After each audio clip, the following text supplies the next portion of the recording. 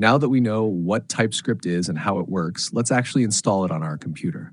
To install TypeScript, we'll use something called NPM. NPM stands for Node Package Manager. It's a tool that helps us install software libraries, including TypeScript. But before using NPM, we need to make sure Node.js is installed. Node.js comes with NPM, so once you install Node.js, you get both.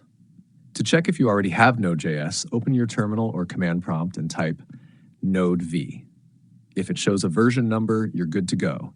If not, go to nodejs.org, download the installer, and install Node on your computer. It's very quick. Once Node is installed, now we can install TypeScript.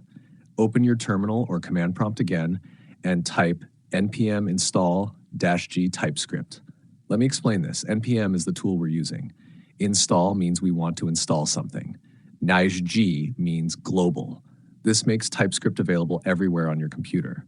TypeScript is the name of the tool we're installing.